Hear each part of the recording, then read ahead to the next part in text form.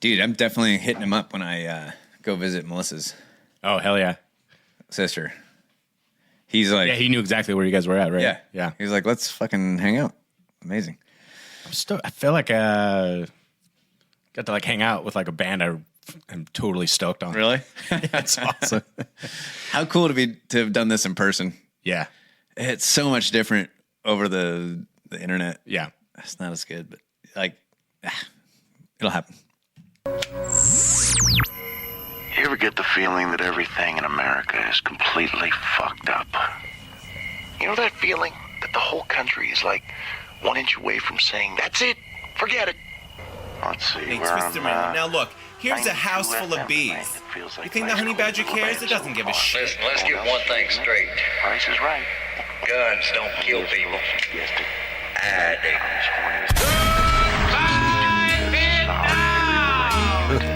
Wow. Thanks for that, Bill. Stand up and proudly say, God bless America. God bless our little rights to make God It's not on flow, but I like it. And I'm not even proud to admit on here and on the internet that I will never forget police officer under these circumstances. And I want you here with it. I did it again. Ladies and gentlemen, children of all ages, welcome to... We run out of time for show episodes, and that's not impossible. So check out Liberty Tree Podcast.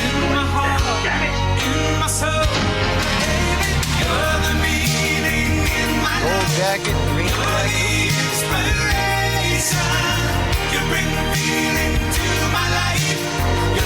I did some about That's the one I was waiting for. Hearing Chicago ballad with Leatherface swinging, running chainsaw in the sun and the So sundown. good. I was looking for the right music to have our special guest Buck Johnson on, and I realized I was trying way too hard just to be cool. Yeah. I thought, I'm just gonna do what's Gonna own it. Yeah, just what makes sense. We're gonna just do what we normally do, and something dorks. Yeah, fucking It's goofy. okay. So this is the second time we did the intro because first time I had not yet hit the record button. Lost some golden. Just about forgiving you. It was, the stuff that was said before I hit the record button was fucking gold. Like some of the best stuff that's ever been on the podcast. Yeah. But you guys don't get to hear that, and I apologize. So our special guest today is Buck Johnson. He's no longer on the phone for for this part. But originally of Death to Tyrants, and now currently of the Counterflow podcast, and one of the people that got us into podcasting. So absolutely, we were absolutely honored and stoked to have him on. And in hindsight, you're always a little like nervous to have people like that on. Mm-hmm. And I made a prediction. I was like listening to a lot of the things he said, and I was, paying attention to his trajectory to how he got to basically the ideology and the philosophy to where he is now. Yeah. And I had said, I was like, I guarantee this dude grew up on punk and hardcore. It's like I could just tell, like just the way his thinking was. Yeah. And we had the interview, and turns out he totally was. Yeah, you guys definitely connected on some that. abstract, some obscure bands that no one knows except for a couple people. So that was really cool. That was a fun interview. That was awesome. Yeah, I love that guy. Yeah. Dude, Can't I was wait to hang out with him. Like, I didn't want the podcast to end. It was like we both have to go to Father's Day dinner. Right. I was like, I could talk to this dude for hours, man. This is amazing. Yeah. And just a rad dude. So, yep. We talked about a lot about religion. So, which was very, God, that Orthodox religion. I got to check it out. It seems pretty fucking cool. So, anyways, here's the podcast. Starting in the middle of a sentence. Enjoy. So if the pros out there are allowed on the super windy day and they're like, "No, just do it," that's a little bit weird. Yeah. Yeah, it was, as Kelly was saying before, it's because, I definitely have part of the conspiracy brain that I've had for a while.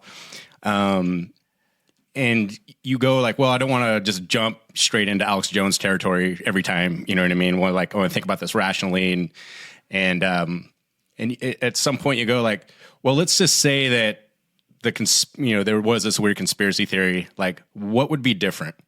And that's the question I pose to your average NPC, and they're like, that's where I have often gotten like, that's a good point. Yeah, and it doesn't get refuted very often. I've noticed. There comes a time when just the coincidences stack up so much that you have to at least accept that one of those is not an accident. Yeah. And I think that in the current climate that we're all living in, people are starting to kind of have that part of their brain break. Like, they really want to go along with the regime's narrative, and they want to accept that everything that they see on the news is correct, and that, Joe Biden's strength is his age. And it's like, but things just keep stacking up. And I think people are starting to crack a little bit. They just can't hold back the tide of this level of coincidences that they're supposed to accept. They're trying to save democracy by jailing the political opponent. Makes sense. Yeah. It's like, even you would think a normie would be like, I don't like Trump, but it seems a little odd that they're going to put him in jail when he's the guy that's probably going to beat Joe Biden in this. And even like little things, when I was in the Libertarian Party and people would say, Nick Sarwark is a CIA plant or whatever. Right. I've heard that. Like, I don't know. A friend of mine that was in military intelligence is like, dude, Nick Sarwark's an idiot. I don't like the CIA, but he's not smart enough to be in it. And then it's like, well, maybe he's not in it, but if he were, when he was the head of the Libertarian Party, what difference would it look like than the way he's like taking it down and pushing it leftward and making it a joke that it is, So, and that's a very small level, but the same sort of thing. It's the October 7th attack in Israel, when Hamas attacked, supposedly. I remember, my brain, I was raised on Alex Jones. He is from Austin. And so I was listening to him at like 21 till now. And it's like, I remember my dad calling me. He's really upset. He's kind of a evangelical Israel supporter. And he said, can you believe what these guys do? And just flew in there on these, with these jetpacks on or whatever they were doing. Handmade hang gliders, and the IDF stood down for 7 hours. And you're like, wait a minute, what's going on over there again? I said, isn't that weird that Israel has like the best intelligence? It's the most heavily defended border on the entire planet. Yeah, and my dad goes, it's just crazy how they were able to get by all that. It is pretty crazy, isn't it? That's crazy. That's when you just look at, you give them that series like, it is crazy, isn't it? You see where I'm going with that? Right. So I want to know a little bit more about the Orthodox Church. Yeah, because you, going back to what you were saying before, about it sounds like you and I had extremely similar paths kind of coming up. I grew up just a mouthy punk rocker my entire life. And it ended up being, went to school for physical anthropology, so origin of species, Darwin was the Bible, the whole thing.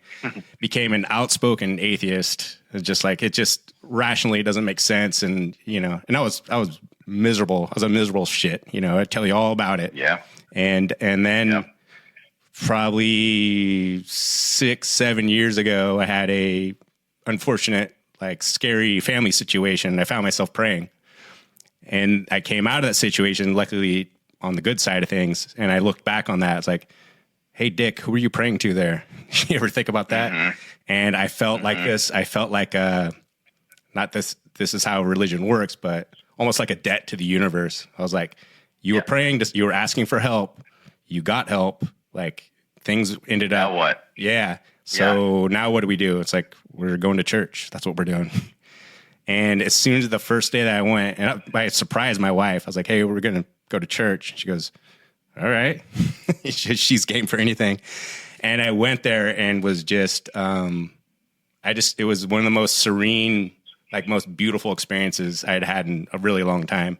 And also just this feeling of looking around of everyone in here is like totally normal. Like these are like solid, normal people. And like, I'm not getting that in the real world right now. And I was kind of hooked at that moment. Nice. That's good. It seems to me like more and more people are having that same experience. I think the way that I define or see it is that people's idea of normal American culture is being ripped away from them. And even people that didn't know they cared, they realize, wow, I kind of do care. And so they're trying to get things into their lives that represent that normal culture. A lot of us grew up going to church and you didn't want to go and you had to dress nice and you were forced to go and it was boring. And you kind of look back on that and have this nostalgia for this, kind of family tradition, community tradition, this thing that is more and more becoming like I don't know, you're wrong. It's problematic to be religious. It's like counterculture. Yeah. To go to church is big time. We met for beer before this. We were just kind of riffing on stuff. And we've been having the conversation because we both started going to church roughly around the same time. And I was like, is it interesting to think about? Because I'll always have that punk rock kid brain my entire life. Yeah. And I was like, it's almost counterculture. It's like punk rock kind of to like be very like into family values and to go to church. Right? There's such a demonization against that and like in the popular zeitgeist and all, media and pop culture. It's like, this is not the cool thing to do. And I don't know, part of my brain just goes, well, that's what I'm doing then. Cause I don't want to do what you guys are doing. That is a lot of it for me.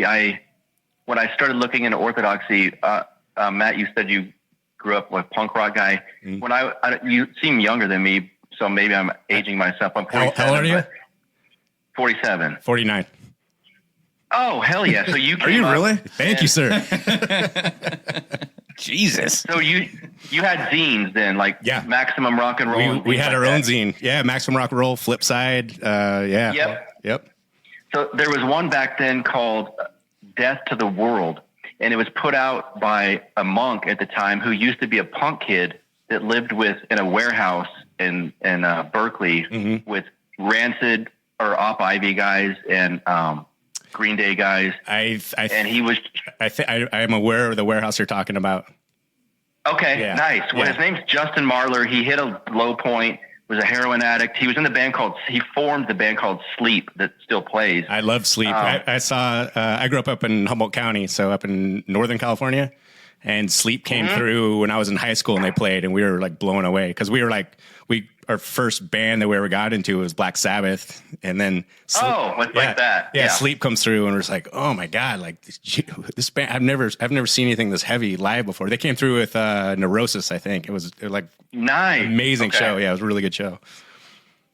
So Justin hits a low point, ends up quitting the band Sleep shortly after they started kind of elevating their status. And he meets an Orthodox nun. She takes him in. He starts saying, like, I was going to die. I want to kill myself. And she teaches him about the Orthodox Church.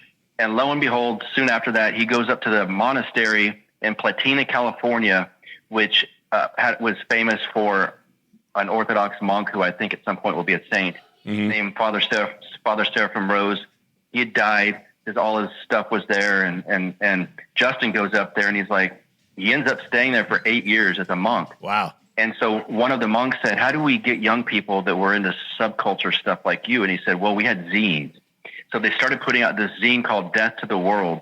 No way. That's awesome. Their tagline was the last true rebellion. And he thought like they were saying, from punks to monks kind of stuff. And it's like the punks had it halfway. They pushed back against, now they don't, but back then they pushed back against the establishment and like kind of they were counterculture. And it's kind of like they're not raging for the machine like they are now. Right. Yeah. So let me ask, I don't want to cut you off. Is this where the Dharma punk scene came out of? Or is that from somewhere else? No. Okay. That was from somewhere else. Okay. Gotcha. That was the New York hardcore guys, Ray of Today from Youth of Today. Oh, and like Shelter and all those bands came from. Yeah, Shelter. Yeah, gotcha. Yep. So Justin started putting out the zine Death to the World, and basically it looked just like the zines you and I were reading. I mean, I wish I had some to show you, but is that the shirt you're got wearing? A bunch of the old copies. What's that? Is that the shirt you're wearing? Oh yeah, awesome, nice. Yeah.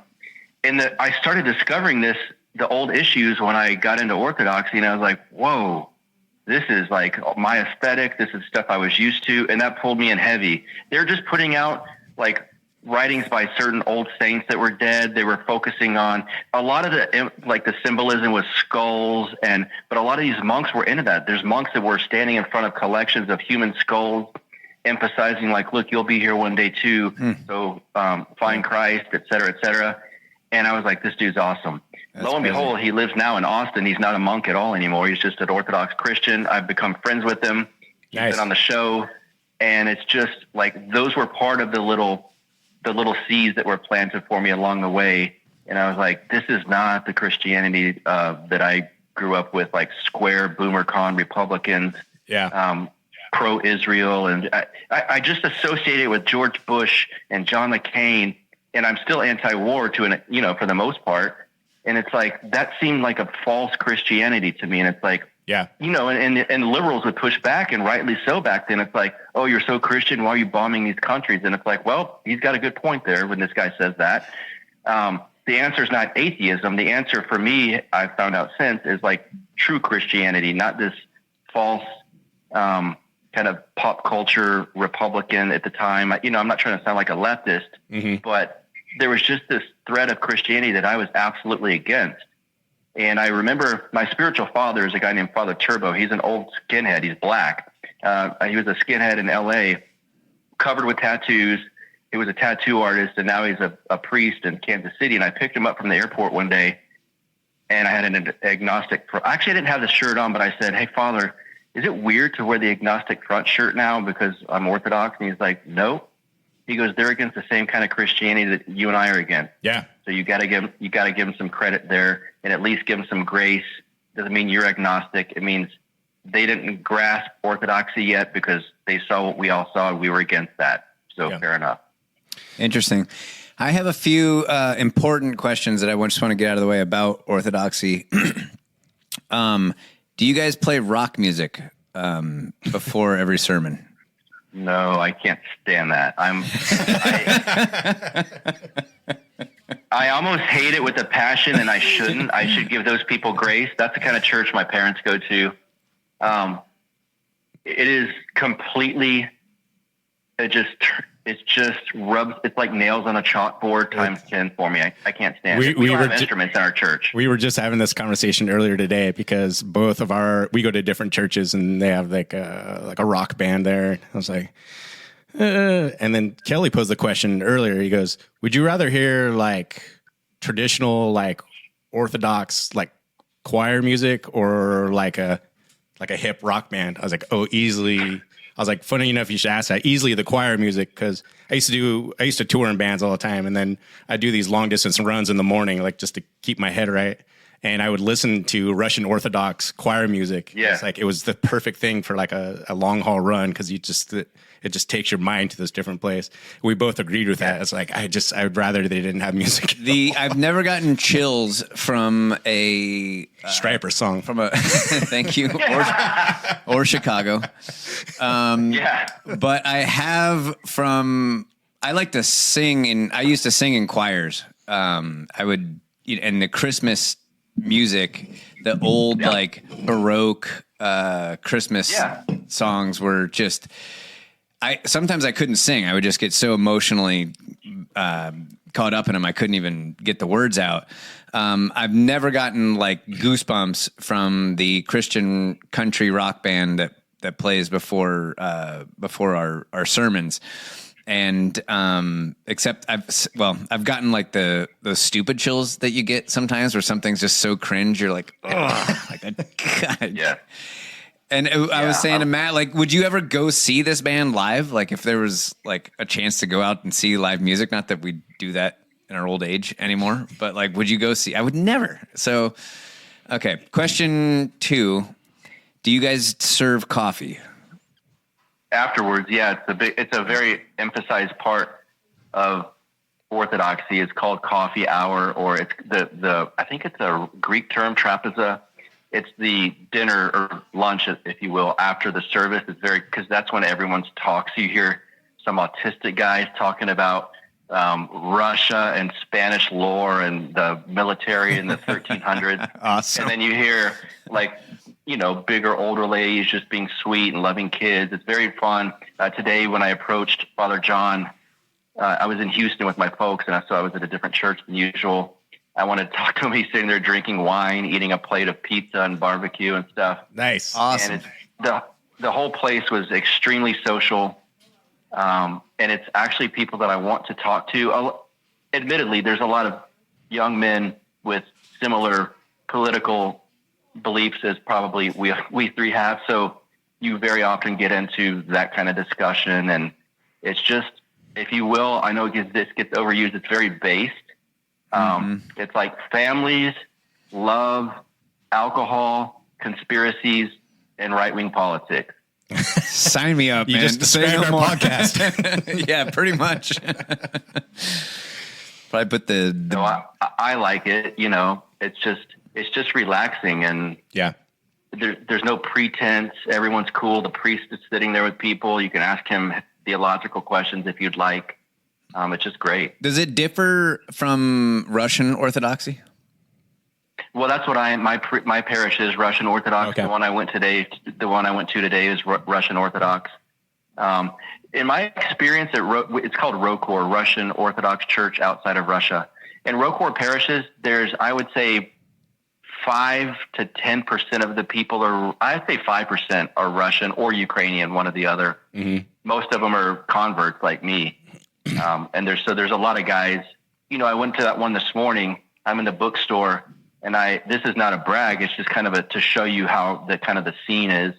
I must have had 5 to 6 or 7 dudes come up like, "Hey, can I get a picture? Oh, nice. Your podcast." Awesome. And so it's that kind of vibe. It's like if we were all hanging out. It's just kind of cool and talk about stuff that we would talk about on an episode, if you will. That's very cool. Have you ever read the book Way of a Pilgrim? No, I'm very familiar with it. I want to say I have it, but I'm not positive. But I'm familiar with it. I read it when I was a young man, and it really moved me. It was very compelling. There was something about, Matt, have you heard of it? No. It's basically this Orthodox priest who, I think he has like a deformed arm or something. You've talked to me about this before. Yeah. Because he just walks all over Russia, and he's avoiding getting murdered on the way. I think the Cossacks or someone was out to get him, and he just kept chanting this one prayer over and over again. I want to say it was the Jesus prayer, probably. Yeah. What is that? Jesus Christ.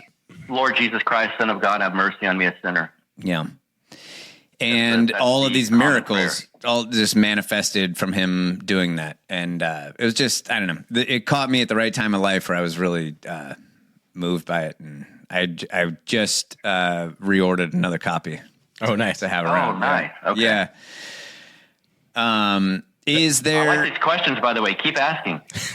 Yeah. Well, it's curious to me because this seems like this is happening in our culture. Everyone is moving towards something like this, and you have been on my mind just because of the way that you kind of. It seems to me it was abrupt. Like you just kind of started talking about orthodoxy. Well, I think there's been some kind of commonalities with. I listen to a lot of your podcast, Buck, and I've noticed kind of a similar trajectory to a lot of the other people that I listen to, like a Clint Russell or a Dave Smith and people like that. And it's like, there's this kind of mass like moving in one direction, right? We used to refer to ourselves as libertarians. And then 4 years ago, I'm like, I'm a small L libertarian. Don't call me like a libertarian. Yeah. You know what I mean? And then this whole nonsense with this Chase Oliver guy, Dave Smith put it best. He goes like, I don't know what we're going to call ourselves, but it might have to be something different from here on out. And I know. It was so perfect. Remember when there was myself, Pete, Quinones, Bishop, and some other Matt Erickson and some other guys, Mark Clare. We did this post-libertarian like exodus. Yes. And and people started saying like posties or you're post-lib. Sometimes it's kind of derogatory. Yeah. And so, and I'm still friends with Dave. I think he's a wonderful person. And I think if for a libertarian spokesman, he and Tom Woods are by far better than anyone else. And I saw that clip from Dave. And he's like, I might just have to come up with another name. I almost texted him like, I got one. It's called post-libertarian, dude. But I was like, I'll let him. He's venting. Let him kind of sort through all of this. But that's curious to me because when you and Pete were kind of the two that I noticed doing this kind of post-libertarian thing. Pete went hard, like right off the bat. I could never really put my finger on what it was that you guys were rejecting or being, post of, because the people that I consider libertarians are the people that I actually listen to. It seems, and that would be like you said, Dave Smith, Tom Woods, the core, like Clint Russell, Scott Horton, Clint Russell. It doesn't seem like you guys disagree on anything. And not to put you on the spot, but what is it that is, are they the exception and what you're rejecting is everything else? Or is there something I'm missing that what is the thing that libertarianism doesn't satisfy for you guys? That is a great question. I can only answer it for myself. I think I could answer it for Pete, but I'd rather not because I don't want to mess up. Yeah. And Pete's gone, he's certainly even changed since 4 years ago. He doesn't mince words. I listen to most of his. I listen to a lot of his. He listened to Pete. He's like, holy shit. He's awesome. He has a good heart. Yeah. For me, as I am now, I've changed from the post-libertarian moment, if you want to call it that, as well. At the time, I was frustrated with the label because after the 2020 business that happened. I would interview, because I didn't stay strict to libertarian interviews, if you will. And I would interview guys like Daniel McCarthy, who's a right-winger that Tom's friends with, and Paul Gottfried, who's kind of an old paleo-conservative. And I felt weird saying, well, I'm a libertarian podcast. It started getting kind of embarrassing, if you will, because Cato, everyone knows Cato and Reason. Or Reason, I was just going to say.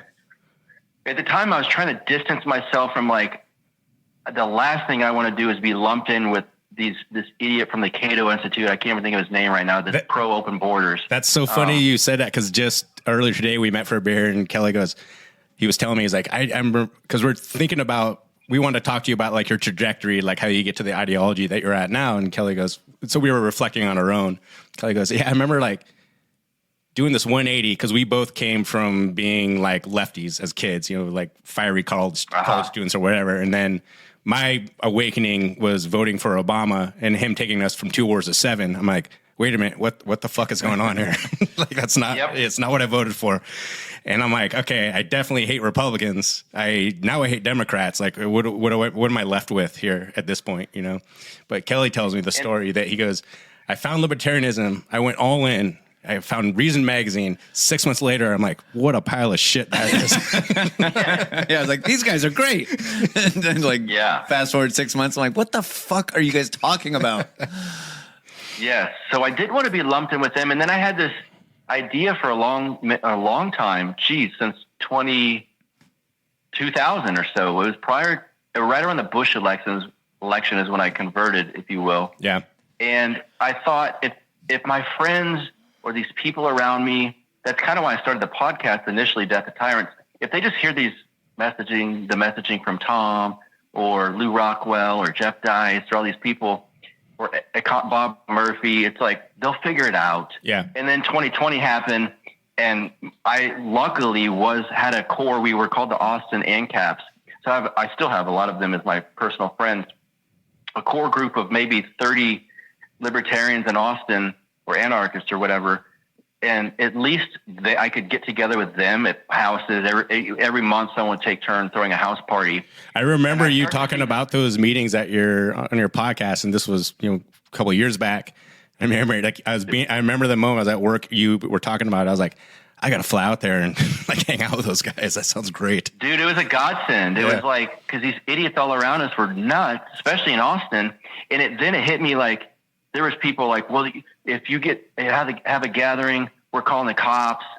And I thought, damn, I thought that everyone, if they just knew the message of liberty, they'd be cool with it.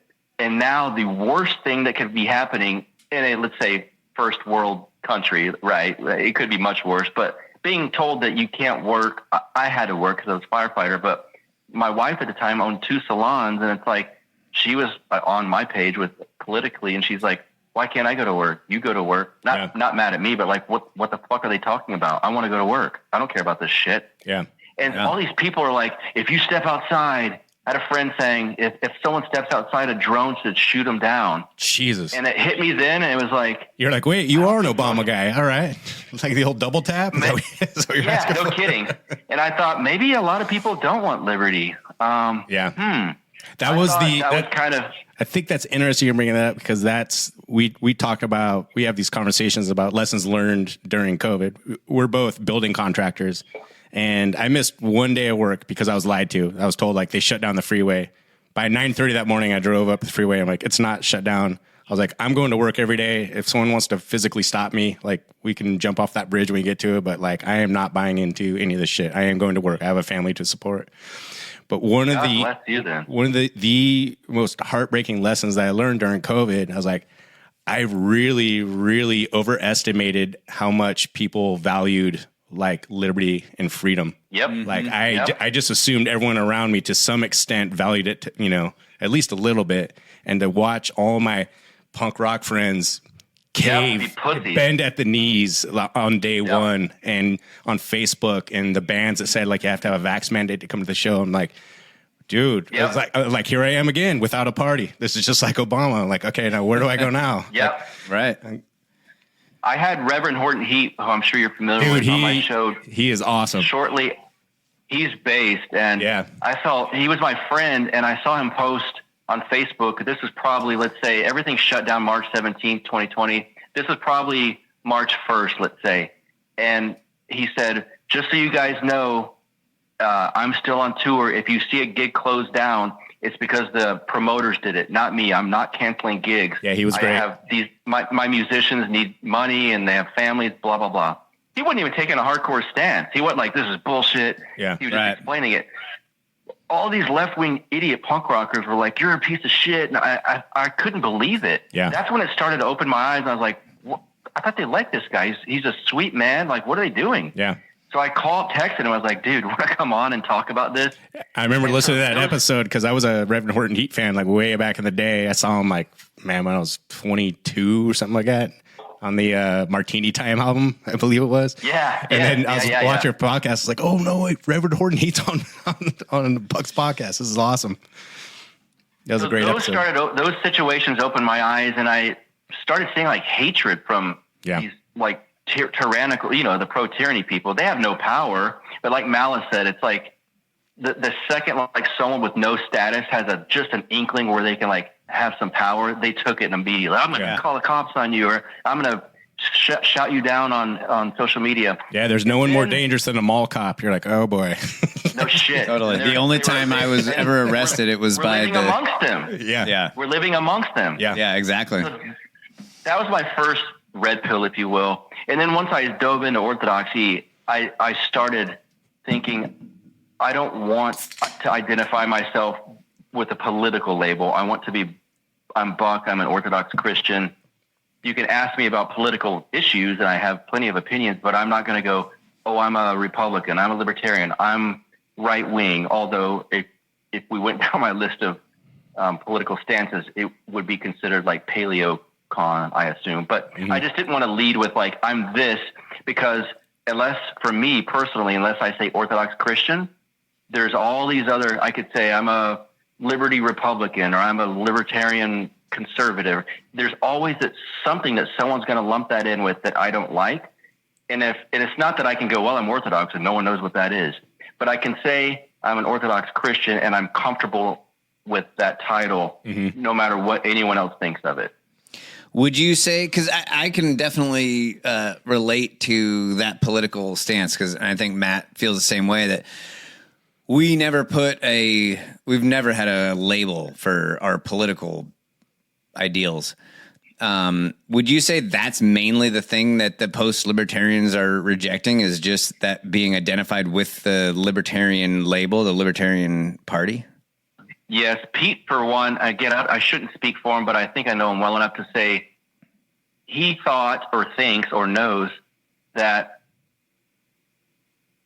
rejecting state power as like your core principle is not going to get you anywhere. We're in a system of state power, so better to exercise or try to get control of some sort of levers of power rather than just being a jerk off circle of theory and saying like, oh, I don't want to be in charge, right? That's against the NAP or something. And so Pete, I think, again, if anyone listening wants to argue with this, I'm open to it. And Pete can call me. We're friends, but I think he's more focused on less ideology, but trying to fight the current regime as it exists and replacing it with something better, not replacing it with nothing, if that makes sense. Yeah. I don't particularly I'm not a diehard, like I want to gain state power. I want to be an Orthodox Christian. And that's the most important part of everything too. It's a worldview and it focuses on my inner self. And I think if everyone moved to doing something like that, it would make things better as a whole. Having said that, I'm also fine with Donald Trump winning and people like Curtis Yarving having influence on people in charge, or Tucker Carlson. Like, I'm of that ilk, but it's not for me personally.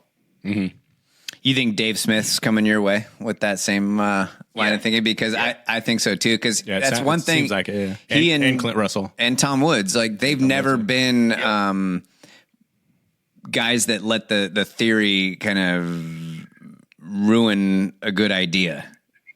Correct. There's like Pete made up that saying, living in Ancapistan in your head. That's the last thing Tom Woods does. That's the last thing Dave Smith does. Yeah. That's a bunch of kind of jerk off dorks, you know, and I shouldn't say that. A lot of there's some of my friends that I felt that way about. We say that about our friends all the time here.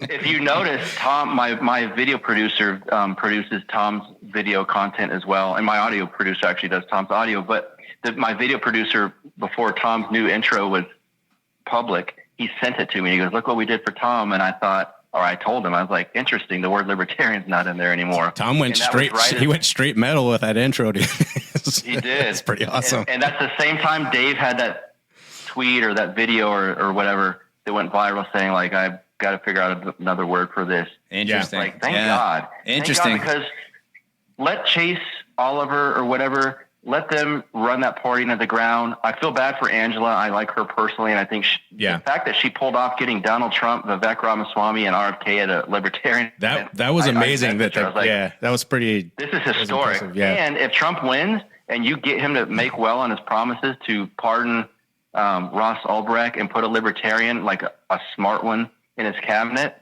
I mean, Angela has. If that happens, she's done more for the libertarian movement than maybe anyone in our by far, I would say, our lifetime. Ron Paul level accomplishments right there. Yes. Yeah. Yep. Making good on a promise like that, I mean, puts you pretty much at the top of the heap for what political parties have actually done to help people. I mean, I just heard today, because I was listening to that interview with Tom and Angela McArdle. Angela? That, and I didn't realize this, that Trump had already pardoned Ross previously, but because it happened near the end of his, before he, I don't know if you know this, but he refused to leave office, so they had to drag him out. Because as you know, once he gets in, he's going to be dictator for life, but luckily they were able to drag him out of there. You know, on that note, maybe one of you guys can answer this question for me. I'm hearing I need an F-15 to take over the government. But I'm also hearing if I paint my face and wear a buffalo helmet, I can also take over the government. Which one is it? Yeah. Which one is it? Yeah. Well, there's some strong magic in the buffalo helmet. So you told me earlier, speaking of good books, spiritual books, that you had an autographed copy of Kenny Stabler's There we go. autobiography, Snake. Is that right? Dude, I do. Yep. I am so jealous of that. So And I have the picture of him autographing it. no shit. How old were you when you got that? It wasn't. My ex-wife found it in an antique store, and she said, "Is this legit?" And the lady's like, "Yeah, we actually have the picture here of him doing it." No shit. And she gave it to me for Christmas. That's fantastic. My cousin knew Kenny Stabler, and he went over to his house one day and actually drew a play on the wall. You know, like whatever Pro Ride 38, special or Yeah. and then signed it. Yeah. Since it's been, it's no longer there, sadly. Yeah. But Matt and I were talking on a previous podcast about sports. That era of Matt loves sports. I mean, he won't stop talking about it. It gets annoying sometimes. Just kidding. He hates when I bring up sports, but he's going to like this. That era of football, those guys were such just devotees of the sport. They loved playing the game. They did it so much that they didn't even really get paid for it. And, a lot of the, not Kenny Stabler, but a lot of the guys on that team whose names you don't know, they had jobs in the summer. When you read that book, all of those guys in the off season, you'd hear about them just going back and chilling out and getting a job, like selling cars or crazy? something. Yeah. Yep. And they played because they loved the game. And they got their asses kicked too, with less pads, harder hitting, less rules on being physical. Everyone's drinking during halftime. Yeah. They were drinking and smoking at halftime. And it was, admittedly, you didn't have the athletic specimens that you do today in the game. No doubt about that. But we loved the game more then, I would argue. There was something about it then that was better. And when you look at the prima donnas that are playing the game now, or even the guys that are, still seem to kind of love the game, the fact that they have to have like perfect nutrition and get the right amount of sleep and dedicate themselves so much to this game, it seems silly. Even the guys that are humble about it and actually do seem like they love the game, when you watch them do what they do, it just, you as a working man, as a real person, you can't really wrap your head around someone putting that much energy into playing a game. I think what you're speaking to is kind of the intro of because I actually love sports. I love the idea of sports. I grew up playing all the sports. I love watching people that are physically gifted at doing something. But it's this crass commercialization and this overproduction and just this weird, this wild, overproduced TV show that kind of turns me off. And you're talking about, and I was actually a Raiders fan as a kid. I was like, Marcus Allen was my hero when I was a kid. Hell yeah. Lester Hayes, Jim Plunkett, all those guys. I was a huge Raiders fan. And I watched sports all the way up to, I don't know, what would you say, 6-7 years ago? Something like that, kind of tapered off. And I was just like, I think I got BLM time. Yeah, I just got so jaded with the whole kind of production of everything. And then the more I looked into the World Economic Forum and the WHO, and I was like, everything's fucking corrupt. I was like, I'm tapping out of everything. I don't believe that anything. And I think what you're talking to is about these old school guys that worked, blue collar jobs or sold cars, during the summer, and they went there and they're drinking beers at halftime and playing for their home team. Everyone's there to support them. No one's making money. Is at some point the idea of what we know of sports modern day has failed the purity test. It's become something else. Am I putting words in your mouth there? No, that's exactly right. And I actually think I know the reason why, and it actually ties kind of back into what we were talking about before. Have you seen that documentary on Netflix called Full Swing about golf, about the PGA Tour? But I'm not. No. So you watch it. It's really interesting. These guys that are on the PGA Tour, it kind of tells their story, and it's I've talked about it before, so I'm not going to go into too much detail, but you kind of realize what it takes to be a pro golfer. Like, these guys have to, from a young age, be super dedicated to their sport. They have to be doing all the pro sport stuff, the nutrition and the weight regime and the, just like this unnatural, unhealthy devotion to this. And the reason that they do that is because their parents understand there's a payday at the end of this. And the payday for most of us is like ridiculous. Like, really, there's millions of dollars for finishing 10th place at the Masters. And that just does not make sense. There's no way to really rationalize why that should be so. And so what I realized, what I think it is that our whole society is based on finance and this cheap, easy money. And so that has flooded into every business, and every business in America. Like, name one thing we make in America besides money, right? It's just not and sports. We print it, and we print it back by nothing. Exactly. So we literally make it for frivolous reasons. Yeah. Tell me how it makes sense that Petco, pet store company, can put their name on the building in San Diego in Petco Park, and there's a payoff that actually makes sense. That it logically makes sense that if I put my name on this building, I will generate so much revenue. So more pig ears. Yeah, exactly. Next summer. It doesn't make sense. There's an ugliness to modernity. Yes, and that theme runs through Orthodox discussions quite a bit. I've done it. 2 episodes probably on it. This is the rant my dad went on, and I was telling him about Kelly. I was like, we're talking about making a shirt. It says "Reject modernity, embrace tradition." And I told my dad. He's like, "I'm in. I want one." Dude, please make that shirt. I just bought one. We will send you one. Do you guys follow? What is that? I have a few shirts from them. Gosh, I can't think of it off the top of my head. I like them a lot, but I bought the shirt. It was a little bit cheaply made. In fact, I'm not going to say their name because I liked them as a company. But I've multiple shirts I've purchased from them. This was the only one that I washed it like twice, and it was like it didn't fit the same, if you know what I mean. Well, we're going to get you taken care of. Don't you worry. Man, someone should. This might be almost mean-spirited, but if an Orthodox company would do one like, reject modernity, embrace tradition, or however you want to say it, and have like a modern rock band in a church and then like put a monk with the Orthodox cross behind him on the tradition part. I don't know.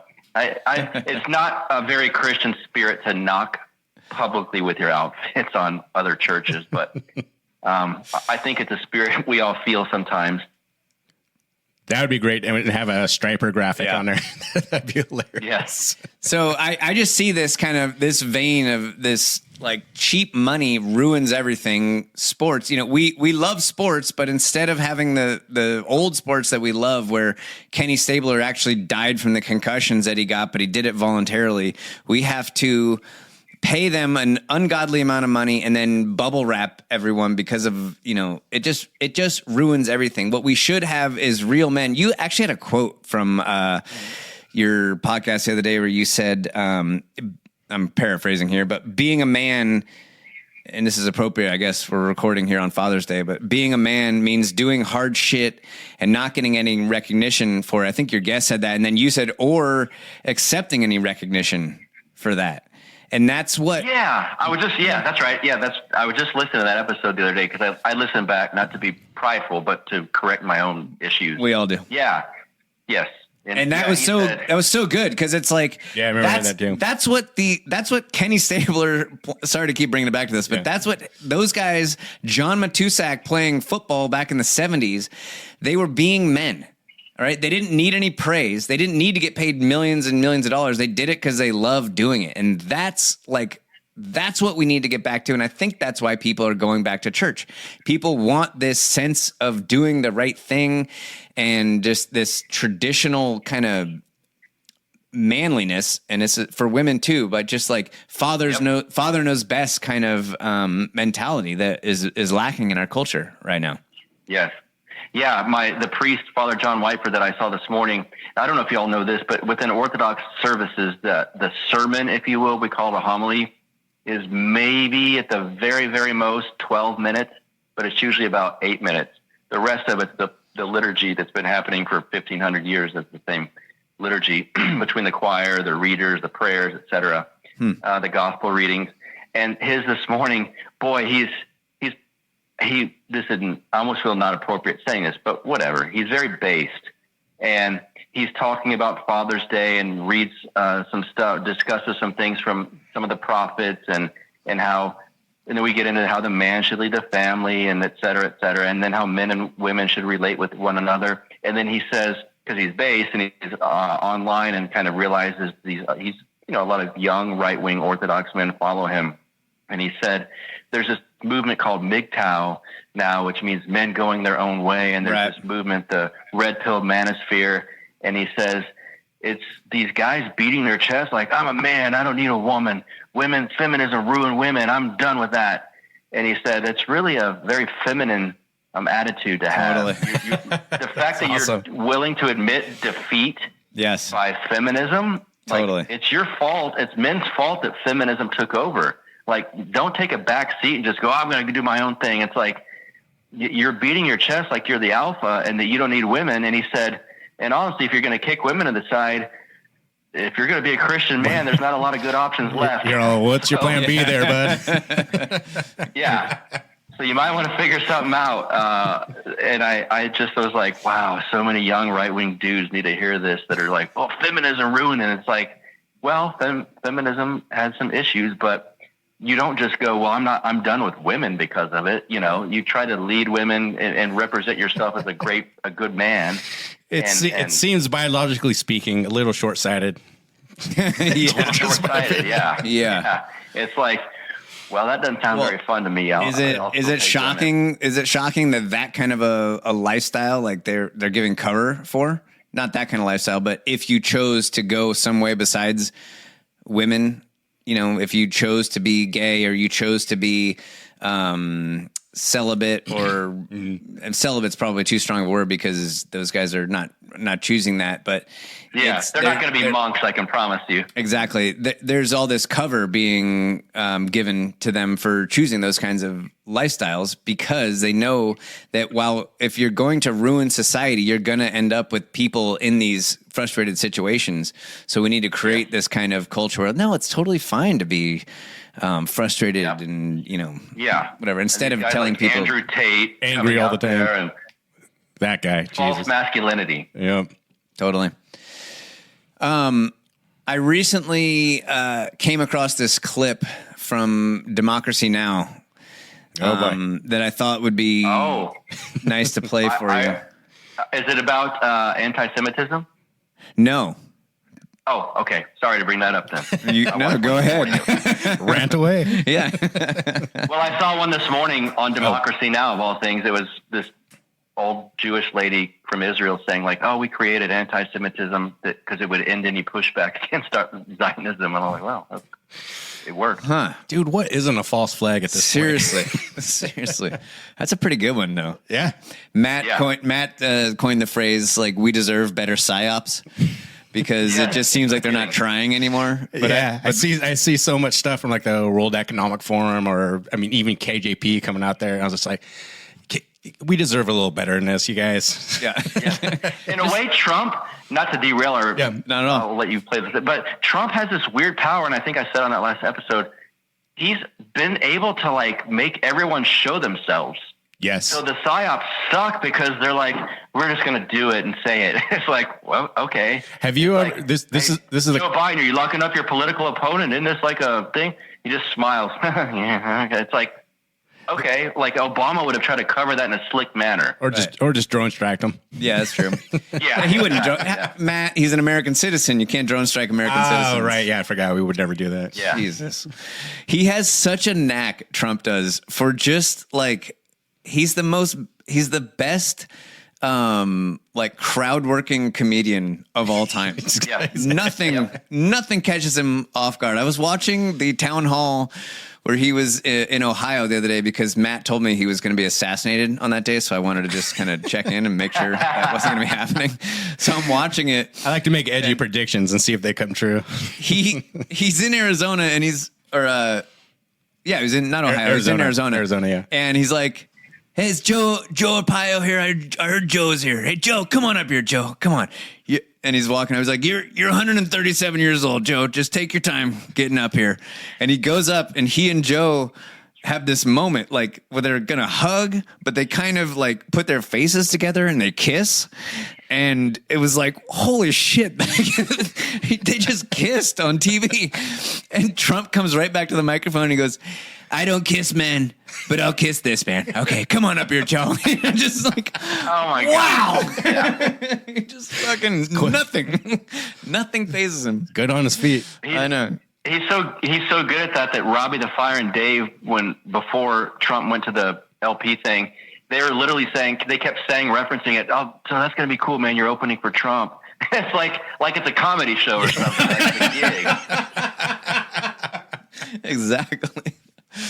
All right, so let's delve into a little bit of democracy now. All right, here. Foreign Peace Report. I'm Amy Goodman. And I'm Nermeen Sheikh. Welcome to our listeners and viewers across the country and around the world. Republicans have blocked a bill in the Senate to implement... Sorry, but does this woman not look like she would just like snuff your life out and like a robot and just kind of turn around and talk to the next person in line? Like, for a second, I thought this was fake. I thought y'all were fucking with me. We're not that good. Broadcast. Yeah. No, this is a real human. A Supreme Court code of ethics after a series of reports of ethics violations, including that justices accepted unreported gifts and travel. This comes after Justice Samuel Alito refused to recuse himself from former President Donald Trump's immunity case after photos emerged of 2 flags associated with election deniers flying in front of his homes. The An Appeal to Heaven flag flew at Alito's New Jersey vacation house last summer. It features a pine tree and is found in far-right Christian circles. You can tell it's a far-right fundamentalist symbol because this is it, I assume, on someone's boat over here. Mm-hmm. And then over here, it's at January 6th. So clearly... The great meandering. Same thing. Yeah. And an upside-down U.S. flag flew outside Justice Alito's... Look at dude's... Oh, my God. Look at his house. I'm sorry, but this is a Supreme Court Justice of the United States. He lives in a house that's like 2,000 square feet in... just like off the street, the sidewalk's right here in front of his house. And look at the car, like a Toyota in the driveway. Are you kidding me? This is with this little crappy shed too, like a Home Depot little building. It's a tough shed. Yeah. yeah, tough shed. Virginia home in January 2021, a symbol used by election deniers. Meanwhile, newly published audio reveals Justice Alito questioning whether the United States can overcome its polarized political divide, appearing to endorse a Christian theocracy. Alito made the comments at the annual dinner of the Supreme Court Historical Society on June 3rd. The audio was secretly recorded by documentarian Lauren Windsor, who posed as a conservative activist. In the recording, Justice Alito agrees when Windsor says she hopes to, quote, return our country to a place of godliness. Justice Alito appears to rule out compromise between polarized political factions. One side or the other is going to win. I don't know. I mean, there can be...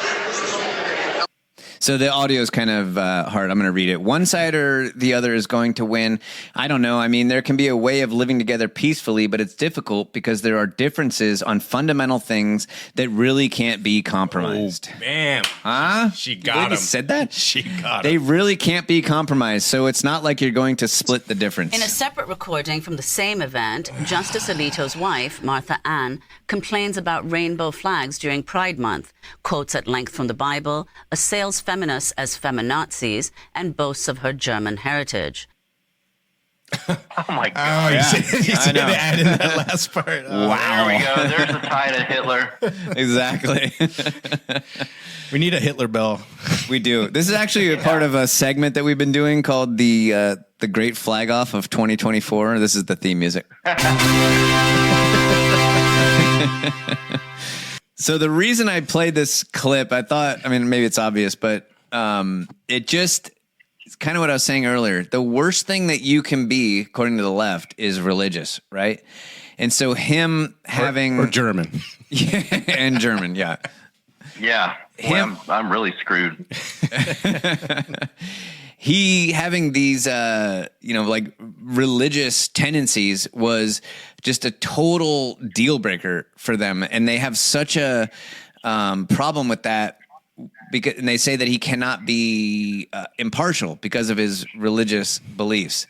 And I just find that just so ironic given the other justices, like Ketanji Brown Jackson, who can't define what a woman is, really couldn't even, they think that the Constitution was written to defend the government. Literally, she said that. But that's not a problem for them. But you having a religious bent is like a total deal breaker for them. And it's just this thing that just seems to keep popping up, this idea that we have to separate people from their normal traditions. And I think people are kind of starting to respond to that and moving, like we were saying before, more and more back towards these traditions, and religion, being one of the main ones. I kind of hope I see and hear things like you just played by those women. I haven't heard anything that crazy in some time, but I kind of like it. It's like, good, keep saying these things, because you guys are in such a bubble. I agree. You think Alito is some sort of theocrat? Give me a break. I mean, I will say I gained a little respect for him hearing what he was saying, but it's like, wait till you hear the people I listen to. You're in for a world of shock. And I'm in Texas. Maybe it's different, but a lot of centrist type people would have nothing to say negatively about what Alito said in that thing. And I've seen liberals have American flags upside down throughout Trump's presidency. So, okay, he's got it. Now, I'm a little surprised that a Supreme Court guy would have the balls to do that. Again, now I kind of have more respect for him that he's doing it. But I think it's funny, like, what a bubble they're in. Like, oh, man, he wants it to be a theocracy because he basically stated something that most people understand. Yeah, there's a divide here, and I'm not sure we can repair it. Yeah. So that was figure something out. That was my initial reaction, because I don't remember. I try to take in stuff from I listen to you and Pete Quinones and Dave Smith and Charlie Robinson and Clint Russell, and I also look at New York Times and the Washington Post, and I listen to NPR and The Way to Work. It's like I want to just take in everything and throw it all in a kind of a stew and kind of see what rises to the top, which happens to never be mainstream media, as it turns out.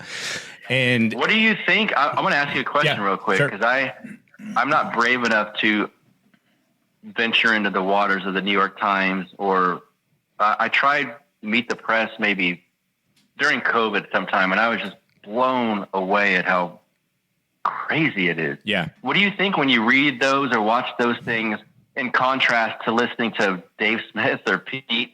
Not necessarily even the content, but do you notice something different on the presentation or what you would perceive to be the honesty?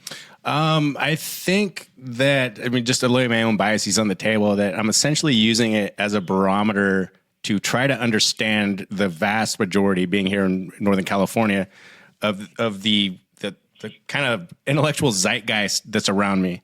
Because when I go, like, I'm gonna go to a family dinner later tonight, and I have people in my family that just watch MSNBC all day, and they say things as I'm more. It's not even that I disagree. I'm just confused, right? I was like, you're not experiencing reality on reality's terms. Now that was glaringly illustrated during like the COVID thing. You know what I mean? People wiping down their groceries and wearing a mask outside. I'm just looking. I'm like, and I'm actually intellectually curious. I'm like, how does what happened to your brain? Like, what are you filling your head with that leads you to this weird superstitious like native behavior that makes no sense to someone like myself.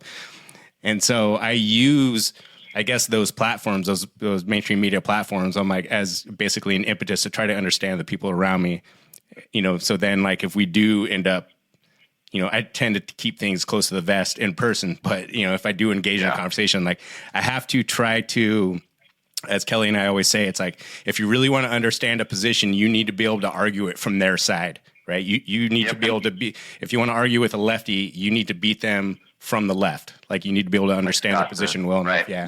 Well, to answer your question too about the difference between Dave Smith and NPR, the new head of NPR flat out said that it's her job basically to censor people. Yeah. Truth is, objective truth is not a thing anymore. No. Yeah. Everyone has their own truth. She gave an eloquent TED talk, basically trying to sell the audience on like what the truth is no longer why a the thing. First Amendment is kind of such a tricky rule. Go back to something. Go back to something you said earlier, Buck. Is like when things, I see it as like a good thing. I was like, they're saying it out loud now. Like, it's not like the kind of the gloves are off, and I think that's a good thing, because we talk about, I think COVID's changed so many of your like average non-thinking NPCs that all of a sudden went like, this makes no fucking sense. Like, you know what I mean? I'm starting to wait, if they're lying about this, did they lie about Iraq, Pakistan, Afghanistan, Syria, Yemen? Did they lie about Vietnam? You're like, yes, they did. Yep. They totally did. World War II,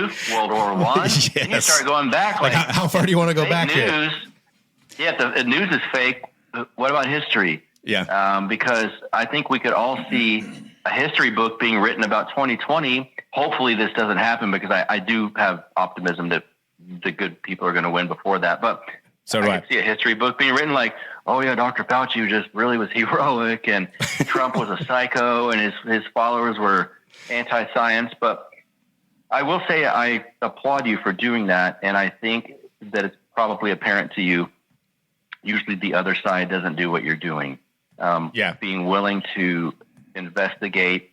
It's funny that you say that the lady from NPR said that, because I remember when Trump's press secretary, maybe his first few months in, said something like the quote alternative facts. Right. And the left went, oh my God, he doesn't believe in facts and all this stuff. And now they're like, well, yeah, I mean, it's not objective, it's subjective. You know, it's your own reality. And by all means, do not do your own research. Right.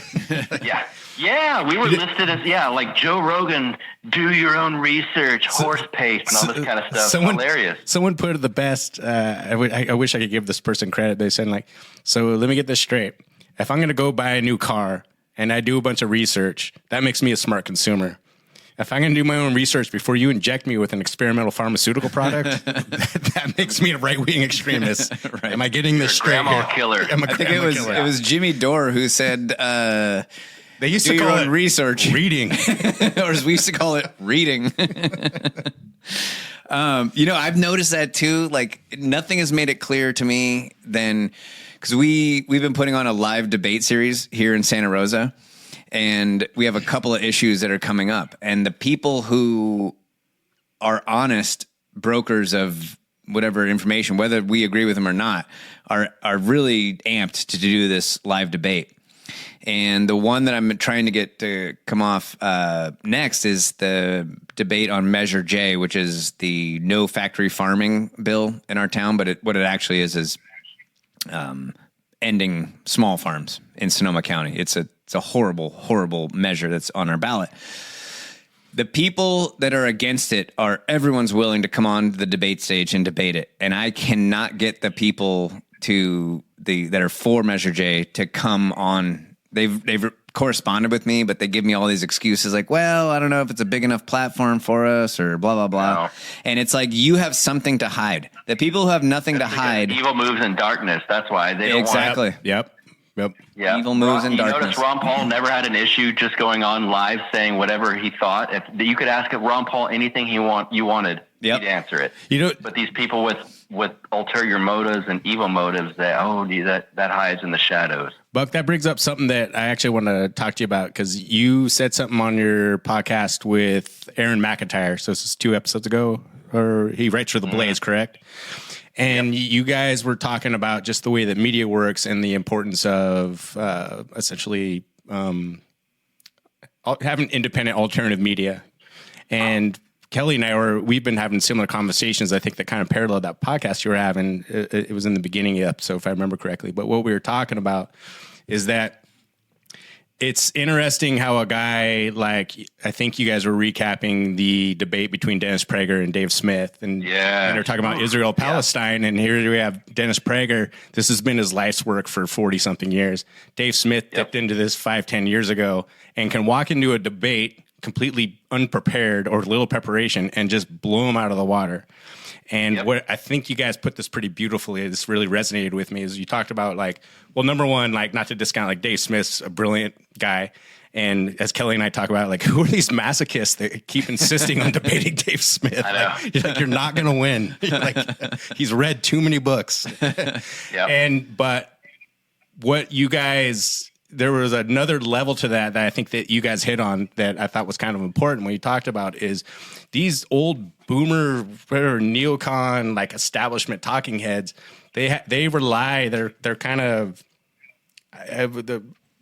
the way that they communicate, the way their brain works to, convey information to other people is like based on this like traditional establishment media kind of model, which is quick talking points and like this and this and when you see people like Clint Russell and Dave Smith, walking these debates and just blow people out of the water, like we're realizing that these people, their ideas don't hold up to a nuanced long form conversation. Correct. And I think they have been so complacent and lazy and kind of sitting on their ass, with this kind of complicit kind of media model. It's like we're watching the death roll of the corporate media establishment, which is amazing and a beautiful thing to watch. I love it. And that's why and we've talked about that. That's why we're seeing like this like wholesale coordinated attack against like, when everyone came against Joe Rogan like all media was like Joe Rogan is eating the horse paste and we're going to paint his face yellow and the whole thing. It's the mainstream media has become this like cornered pack animal, and they're doing these desperate things like to claw their way out of it. Like this is our last chance to try to do something, because it's like the more and more people are realizing like, when you have a 2-hour conversation, if you want to understand Israel and Palestine, you would need a 2-year, 7-day-a-week college class to understand 5% of what's going on. Truly understand it, and to try to distill that into a 6-minute shouting match of 4 people on CNN or Fox or MSNBC, and you're like, this is stupid. This is sports. Like, why don't I just watch sports? Just like it's more entertaining. At least they're athletic. Agreed. Yeah, I think I said that to someone too. Like, I'm not one to say sports or bread and circuses, you loser. Your mind's turned off, and it's like. Dude, I could say that to a lot of people that watch mainstream media. Like, that's the bread and circuses. I'd rather watch and at least be entertained by. That's what we always say too. Yeah. Rather than lies, but that Prager one, because luckily through the people I'm close within Orthodox circles who have explained to me the real thing that's going on over there. Dave's Jewish for one, so he has every incentive to back Israel, and yet. He doesn't, because he's not stupid or not just, bought and paid for. Brainwashed. And brainwashed. And here's Dennis Prager, who's said the same phrases in quick sound bites for 30 years or whatever. And all it takes is a comedian to research something a little bit deeper than your non-nuanced talking point. And he blew him out of the water. It made me very proud of Dave in a good way. And it shattered a few things for me. And I'm like, wow, like these guys are going down. And Prager's not like he's mainstream media to an extent. It's not like Rachel Maddow or Sean Hannity, but man, he got destroyed. Then you see the guy from CNN during the COVID thing. I listened to that Chris Cuomo debate. I remember I was like, did this guy lose a bet or something? Like, what is going on here? It kind of seemed like you said you're kind of into conspiracy stuff. It kind of seemed like the humiliation ritual sort of thing. Like, the struggle session. Your turn, dude. We took down your brother. Now it's your turn. And it's like, I doubt that was it, because I can't imagine that the bad guys in the back corner know that much about Dave Smith. But boy, did he get rolled. And I almost feel bad sometimes for these guys like Prager or Cuomo or even Biden because I think it's natural human instinct. You don't want to see someone like get just brutally humiliated. Yeah. God. But then at the same time, like, you asshole Cuomo, like, you lied to so many people, and so many people hated me. And it's not just about me, but people wanted my ex-wife not to have a job because of people like Cuomo and his brother. So at the same time, like, go get him, Dave, and just destroy this asshole. Yeah, that's when I watched that Cowan debate, I'd find myself like feeling bad for him. I'm like, oh man, like you guys are really, and then they play a clip of the things he said. I'm like, oh fuck this guy. And then you think of that. It's brilliant. He's like, oh, I wasn't making fun of Rogan. Dave goes, play the clip. Yeah. Yeah. And I was like, I was just laughing. I wasn't, what was it? I was like, I wasn't the one. It was that other guy. I was just sitting there nodding along. Right. One thing that I thought of also, because I listen to these debates, you know, whether it's with Vivek Ramaswamy or if it's Chris Cuomo or, you know, Dennis Prager and or that shithead little elf Peter Hotez, whoever it is. And I go, I think one thing that I've noticed is like, well, I think the beauty of the model of a guy, someone like Dave Smith or a Clint Russell, their best weapon they have is they're being intellectually honest and they're taking the truth. They're truthful. Dave's Jewish. He goes, okay, I'm Jewish. Like, this should be my team. However, this is the truth. Here's what I'm seeing right now. And he is experiencing reality on reality's terms, where a guy like Dennis Prager or a guy like, you know, whatever, Anthony Fauci or, you know, Chris Cuomo, they have to start with a narrative and then they have to go about reverse engineering why that narrative's true from there. And we're seeing that, like, that's almost impossible to do if someone's arguing from the truth. Like, that's why these people are going to lose every time, with very little effort and preparation on the side of the people that are killing them in these debates. If your foundation is built on an evil lie, you might be able to at least get one or two over on a dude in a 2-minute talking point thing on CNN with a panel. Yeah. But if you got 2 hours, you just can't win, because you just can't win that. Yeah. And so our media has won us over, unfortunately, or won over us, I should say, rather, because that's how it's been. Now, because of alternative media, Tucker and Rogan and these guys and Dave, it's like, that's why the pushback's been to censor these voices, because they're like losing their grip on the control. And so when you have 2 hours to just say truth, if you don't like the truth, that's fine. You can be against a certain thing that sucks for you. Yeah. But you're going to have a hard time winning if your foundation of your debate's based on a lie.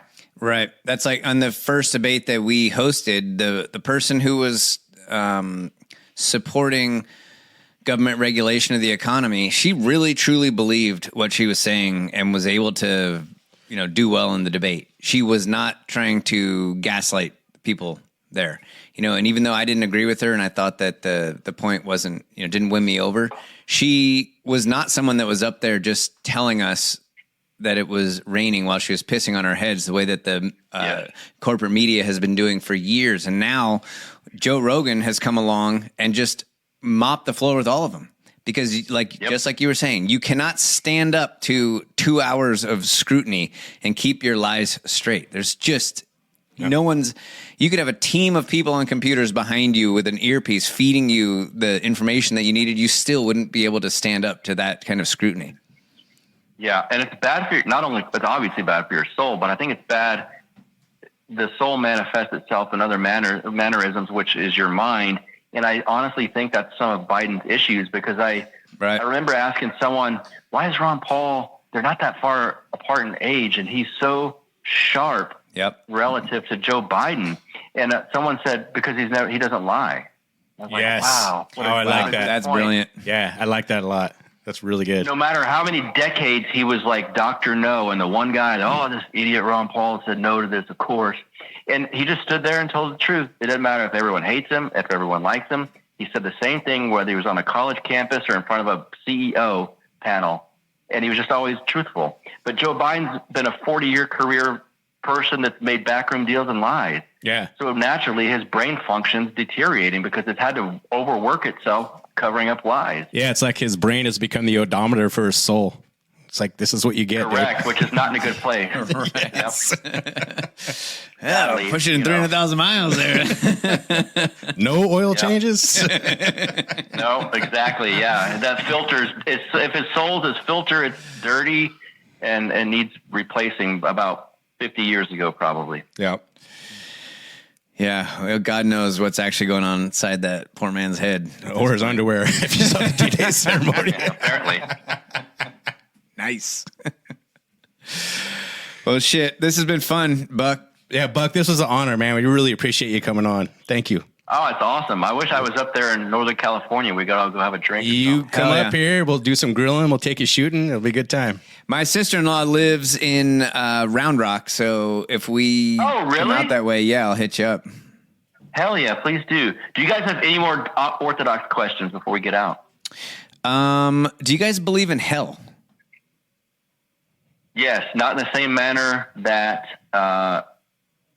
let's say American Christianity is used to preaching, and the fact that I grew up with that version. Hell is a state of your soul rather than a place far off that you go to.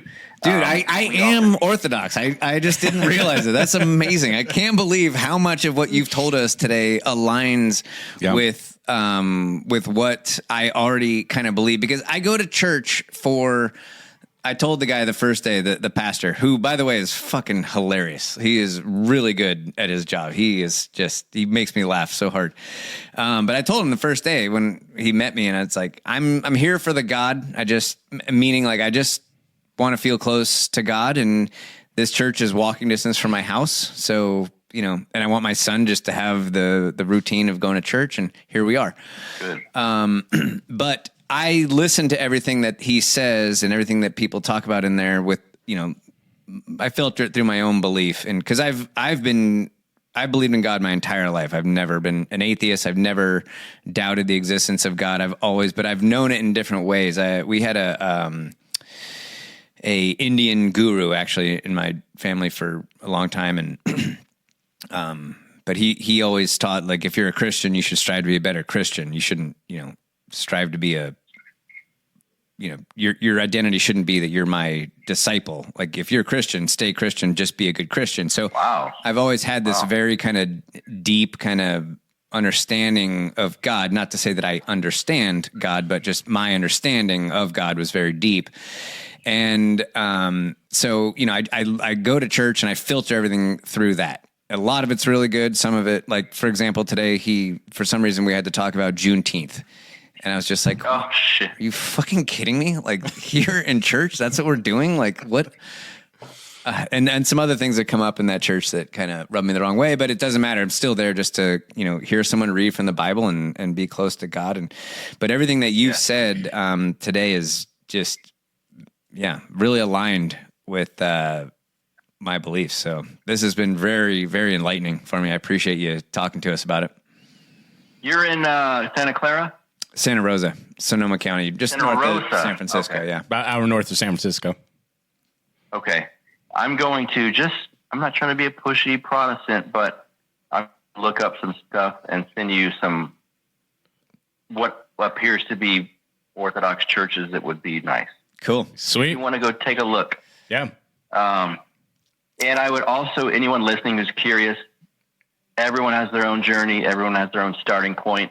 For me personally, if libertarians are listening, the book Anatomy of the State was very helpful for me in libertarianism. It's Murray Rothbard. An equally thin pamphlet-style book just pulled me into orthodoxy harder than I would have imagined. I didn't read it going, I want to be Orthodox. Someone told me to get it, and I was like, what on earth? It's called God's Revelation to the Human Heart by Father Seraphim Rose.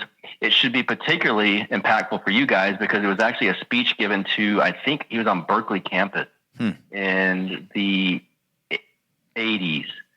And he was living in the Bay Area, he was gay, and he went through Tibetism and all this hippie stuff out there, and then found Orthodoxy, and he kind of goes through all of that and explains what he was looking for, what he found, and he's telling it to Bay Area college kids in maybe it was the 60s, I can't remember. Anyway, God's Revelation to the Human Heart by Father Seraphim Rose is very impactful.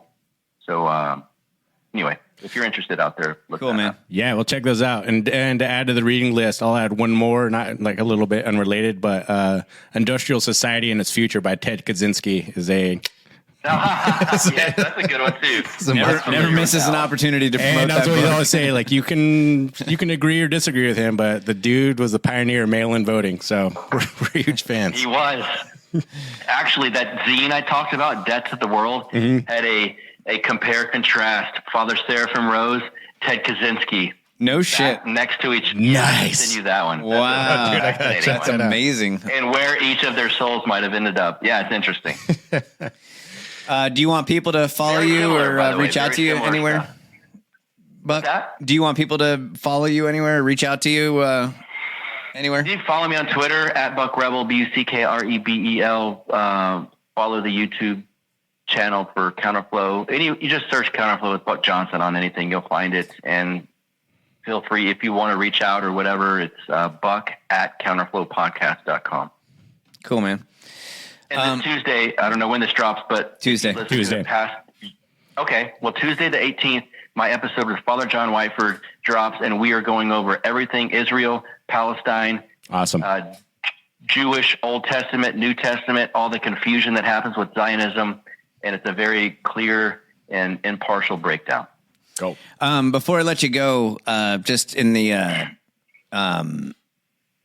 in honor of being honest and truthful, like we were talking about the media not being, I want to let you know that I did not record the first 15 minutes of this conversation. I looked over at the recorder and it wasn't recording, which is pretty, standard operating procedure here at Liberty Tree. We're terrible at promoting ourselves or, just doing anything that actually leads to, monetary success or otherwise. So, unfortunately, people aren't going to get to hear the first part that we were talking a lot about the Orthodox stuff. But I would suggest people, highly suggest people listen to your podcast and check that out to kind of get There's plenty of material there. Yeah, there's one just in the last month. I did a part 1 and 2. Yeah, you did the 1 and 2 in the Orthodoxy. Yeah. Yeah. I was listening to it this morning. I was just like, oh my God. I was actually writing notes. I was like, I got to check this out.